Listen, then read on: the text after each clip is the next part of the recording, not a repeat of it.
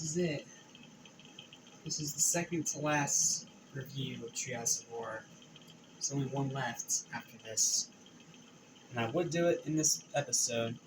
Problem is it hasn't aired yet. It won't air until the 30th. So we're almost done with Treehouse of Horror. Today we're going to be knocking out numbers 28 through 32. And that'll have us completely up to date by the time 33 airs. And after 33 airs, and whenever I can actually get around to seeing it, I will do a full review. And I promise you, it'll happen before this month is over. Mark my words. So, let's dive right in. Buckle up. This is going to be a long one. So, first up, we have Treehouse of Horror 28. It opens with a CGI short called The Sweet Thereafter, where the Simpsons family are candy and trying to not get eaten. And then they kill a bunny, because the bunny wants to die. And Homer also sacrifices his Grandpa Abe, which is a box of mints, in this case. So, the opening's whatever. It's not a huge deal.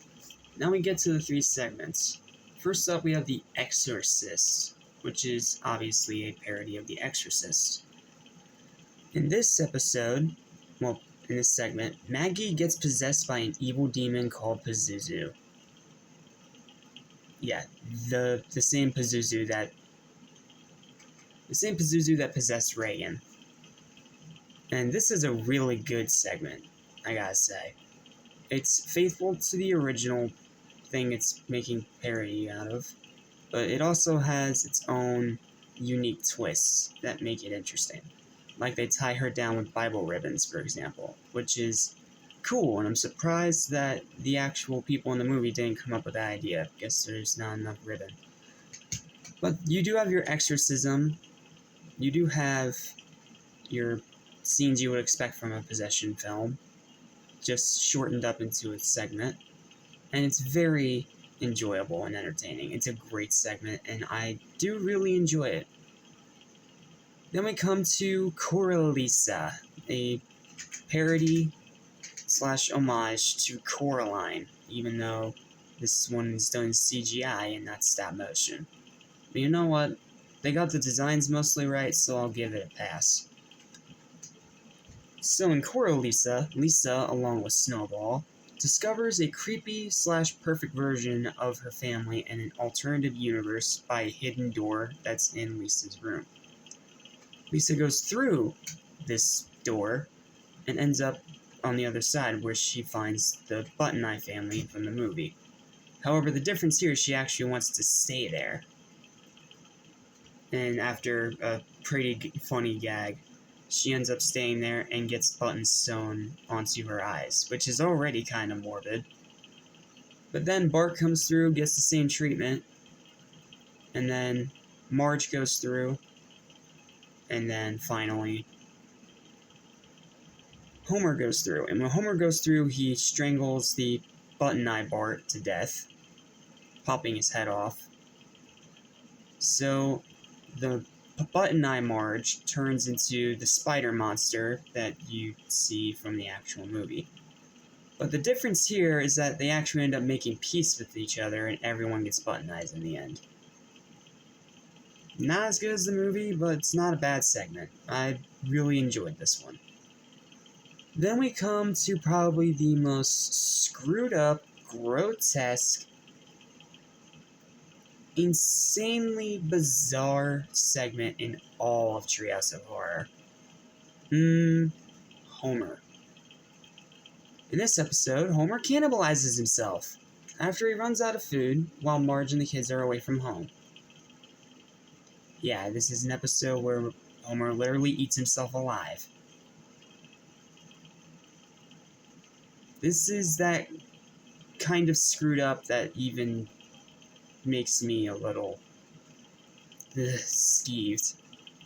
Like, imagine spending an entire episode, well, not entire episode, a segment, a third of a whole episode, watching someone literally eat themselves alive.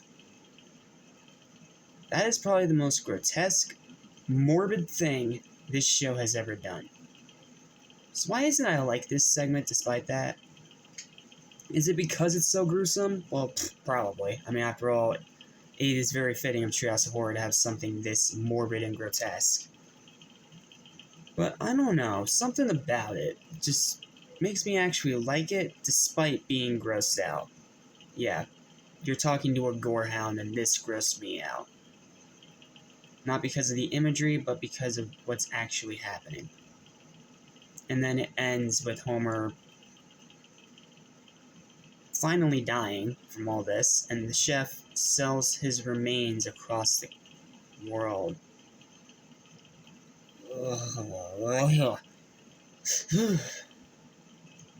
Seriously, this is a great segment, but man, that is dark. My final verdict for this one is it's a 9 out of 10. It is a 9 out of 10. I wish the beginning one was just a little bit better, but the other two are legit great, so it overpowers it. 9 out of 10, great segment. Absolutely loved it. Great episode. Next is Treehouse of Horror 9.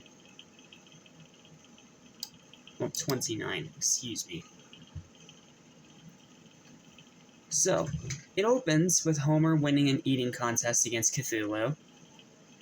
So, they cook and eat Cthulhu. Okay. Then we come to the segments. First up, Intrusion of the Potty Switchers, which is obviously a parody of Invasion of the Body Snatchers, where Springfield is overrun by plant body snatchers, and that's pretty much it. It is a pretty wild segment, I'll put it that way. I can't call it great, but it's very good. Very, very good. Now, is it better than Planet of the Jellyfish? Oh, absolutely not. That episode is on a whole other plane of existence. But it's very good. Then we have Multiplicity. This is probably one of my all-time favorite segments in Treehouse of Horror. Think about it. It is a parody of Split, where Lisa plays the multiple personality person. That's just too perfect. And in this segment, Lisa finally snaps, and Bart is her target. There is some amazing voice acting here from Lisa's voice actor. Like really amazing voice acting here. The way she's able to put on all these different accents and personalities makes them really believable, and it works to a staggering degree. And there's also a nice bit of brutality in this episode, even though not as much as you may expect. There's one moment of visual brutality when what's his name? Groundskeeper Willie gets hacked. It shows his hacked body in the same room that the three boys are chained to. And then when Lisa ends up becoming the Beast, as she calls it, she then impales Nelson with a magnet that ends up drawing a forklift over that goes right through his chest. Now, you don't actually see the wound, and it's pretty much bloodless, but it's creative. Then the second thing I thought was a death was when Milhouse gets thrown into a newspaper machine. But he ends up just becoming a newspaper kid. Newspaper man. Weird. But this is also one of the only times we see Bart be sympathetic, so I think it works here. Great segment, love this one, and it's definitely just as good as the movie is parodying. Then we come to Geriatric Park, where Mr. Burns opens a retirement home with some Jurassic upgrades. There they inject all the senior citizens with dinosaur DNA. And then when Homer, the dumb bloke that he is, turns up the heat, it ends up activating the dinosaur DNA and turning all the old people into dinosaurs. And then chaos and carnage ensues. This segment's fine.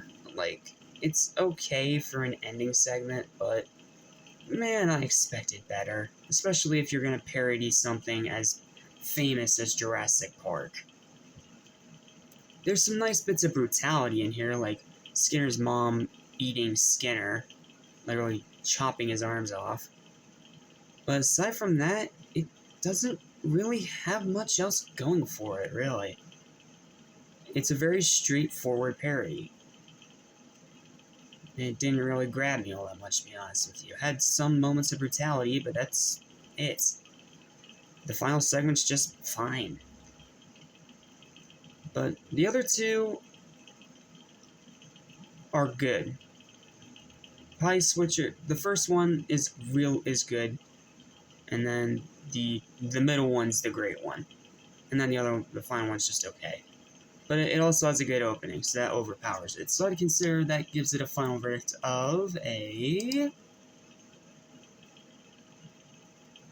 This is 29. Yep, 29. It's an 8 out of 10 for my final verdict. Now moving on to Treehouse of Horror 30. Ugh, Treehouse of Horror 30, you are such a horrible disappointment. Let's take it step by step, shall we? So, there are 3 segments in this episode.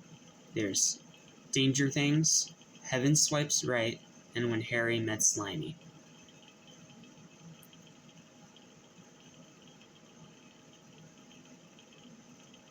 The opening is great. It's a parody of The Omen, where Marge ends up actually having a boy instead of a girl for her 3rd child, but Homer decides to trade the child in for a daughter he finds at this hospital. And Marge just goes along with it, but then it turns out that it's Maggie and she is the literal Antichrist. You know, as you do. And then when everything starts going crazy, Ned realizes and tries to kill Maggie in a church.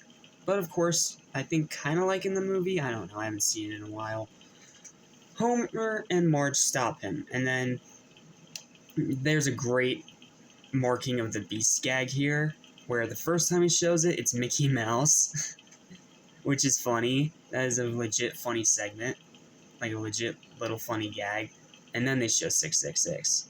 And then there's also an in-gag of saying, as we've planned from the very beginning, which of course, as you can see, is the tagline on this poster here. And I once again forgot to turn on Do Not Disturb. I am terribly sorry. Thankfully, editing will block that out. That's personal stuff. But before Ned can kill Maggie, Maggie ends up completely giving into her powers, and then kills them, all 3 of them, by collapsing the building of the church. And then they all get stabbed by pieces of a pillar from the building, which then forms the 3 X's that make the Treehouse of Horror 30 logo. Nice, morbid, dark, well done opening. But unfortunately, when we get to the segments, this is when the episode decides to dive headfirst off a cliff. First up is Danger Things, a blatant parody of Stranger Things, and not even a good one. I mean, there's one cool gag when Milhouse is in these lights, and while his parents are arguing, he uses the lights to get upstairs. That's actually really clever and a really interesting joke. And yes, you have the actual Demogorgons in here. But the rest of this segment is just a bore. Like, a total bore. I mean, if you're a Stranger Things fan, I bet you probably like all the Easter eggs and stuff. But me, someone who's only watched Stranger Things once, I did not like this segment at all. And even if you are a fan of Stranger Things, this is still boring. There's some bits of brutality, but that's it. And then they all just settle living in the Upside Down? Like, what? Just, this segment sucks. No other word for it. Then we move on to Heaven Swipes Right, which is a parody of Heaven Can't Wait, where Homer dies, and then he gets to choose what body to take. And then the body that he takes is the person that dies. It's clever, but it doesn't really go much further than its concept. And then we have When Harry Met Slimy, a parody of The Shape of Water, one of the most overrated trash piles I have ever seen in my life. Now, granted, this is a little better than the movie, and I do like the gag where they literally cook the Shape of Water guy on a rotisserie over a fire pit. That's actually a really good joke. But the rest of it, I mean, you could just kind of predict where it's going. Again, you have little bits of brutality here and there, but that's it. That's literally it. This episode sucks. No other word for it. I mean, the Danger Things segment is okay, and Heaven Swipes Right is... No, actually no. Danger Things is bad, Heaven Swipes Right is okay, and When Harry Met Slimy is fine. That means it's a dead average 5 out of 10.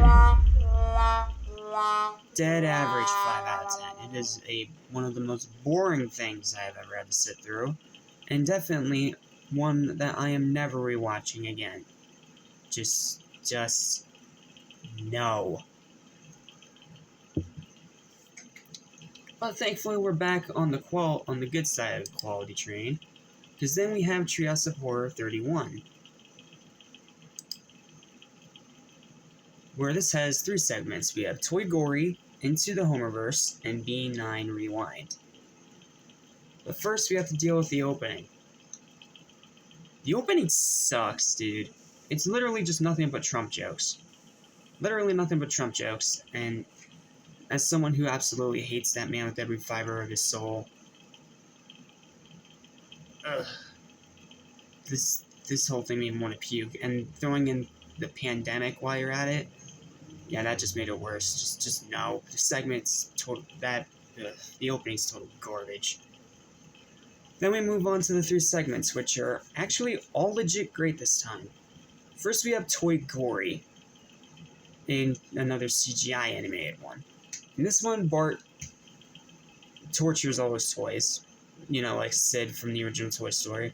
But unlike that one, the toys get their revenge.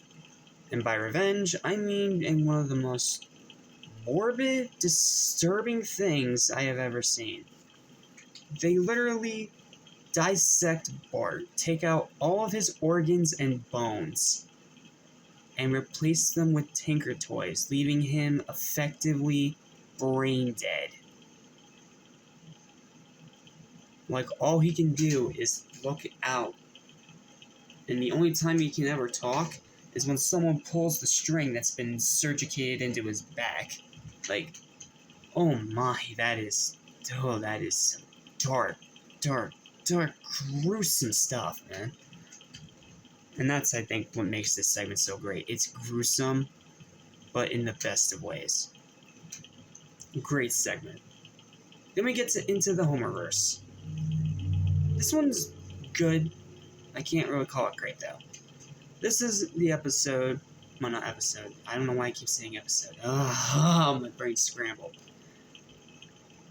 Homer is working late at the plant on Halloween night, and he ends up eating all the candy he was supposed to give to Marge to hand out to the kids. So he goes around looking for more candy. And after a weird but hilarious gag about Advil, he ends up finding this teleporting machine, which then brings in all these alternate versions of himself, which is Disney Princess Homer, Anime Homer, Noir Homer, Homer Bear, I think it's called, and 8-Bit Homer. And the episode kind of meanders in the middle with this. And then we get to the final part, which is a big battle between the Homerverse and the Burns-verse. it's ridiculous, but it's so much fun, I don't even care. Like, it is ridiculous, but it's fun. And then we come to B9 Rewind, which, of course, is a parody of Groundhog Day. It's Lisa's 9th birthday, but she can't seem to stop dying over and over for needless circumstances. And after she ends up surviving and figuring out what happens the first time, when she ends up pushing Milhouse into the way to get hit by the car instead of her, Nelson drags her aside and they both try to stop the time loop together. And after a bunch of crazy deaths and a bunch of shenanigans, they end up breaking the time loop by doing something nice. In this case, killing the guy that was driving the car. Not really sure I'd call that nice, but okay. It's a great ender, and it has a lot of really nice jokes. Not all the ways they die are very creative. But I feel like it lags a little bit towards the end. Where they're trying to wrap stuff up, it kind of feels a bit underdeveloped. That's a minor complaint. Overall, this is a great Treehouse of Horror, and this is one I'm definitely going to be rewatching. That gives it a final verdict of a 7 out of 10. A 7. Because Toy Gory, while gruesome, has problems with the actual setup of the episode. And then Into the Homerverse is good and nothing more. Like, it's good, great. Now for the final review of this video. That being Treehouse of Horror 32. Let's dive in, shall we? Only one left to go. So, it starts with an opening sequence that's a parody of Bambi, where they're chased by the hunter and the mother dies. But in this case, the mother does not die, and Homer, as a stag, ends up ripping apart Mr. Burns, trying to find a way around the whole vegan thing. But you know what? It's a whatever segment. It's really well animated, and there's a really gruesome moment where Thumper Milhouse gets his head blown off, but that's really about it. It's a fine enough starter. Then we come to the 3 segments. This side of Parasite, another one of the most overrated things I've ever watched in my life. But the Simpsons live in a flooded, rundown house, and so they go to a rich man's house to live in the basement secretly. But then a certain other character comes in, and they end up somehow in the basement where they find out there's a bunch of poor people living down there. And then they all just kill each other. And it ends with a very morbid sight of Maggie turning a bunch of the bodies into a playground. Like a literal playground with a slide. Ooh, that is delightfully gruesome. Fortunately, it doesn't make the segment any better, though. It's better than the movie. I personally think the movie's utter crap, but that's just me. It's still just okay. Then we have Nightmare on Elm Street, which is a legit, really cool segment. And no, it's not a parody of Nightmare on Elm Street. This is a segment where trees come to life, and they lead an uprising. Kind of like Night of the Dolphin, but not nearly as good. And then they fight, and there's a lot of death, and then and then they turn all the corpses into a Christmas tree. That's it. Then we have a great poetic interlude read by Vincent Price, who obviously isn't Vincent Price, because Vincent Price has been dead for who knows how long. But whoever's doing the impression, the voice of Vincent Price, probably the same guy they got to do the Curse of the 13th Ghost for Scooby-Doo, then you did a great job. And this interlude is probably my favorite part of the episode. It's morbid, it's dark, it's twisted, and it has a unique but very gorgeous art style with a very dark atmosphere. Seriously, the interlude is definitely the best part. Then we come to Dead Ringer, a parody of the Ring film series, and TikTok. Why? And the segment is bad. I'm not going to say why, because it should be pretty self-explanatory. But that leads it to a final verdict of a 7 out of 10. Oh wait, did I say 7 for the last one? Oh shoot. Editing, correct me. 31 is an 8, 32 is the 7. My bad. Eyes deceiving me. Okay, and we are caught up. Join me on October 30th when we take a look at Treehouse Horror 33. But until then, thank you guys for watching. Remember to like, share, and subscribe, and I will see you guys tomorrow for... Let's take a look at the handy dandy schedule here.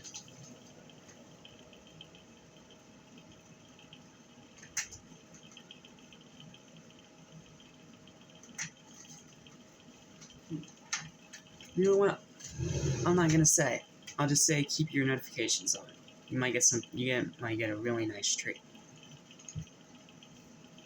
So until then, thanks for watching. I'll see you next time. Take care.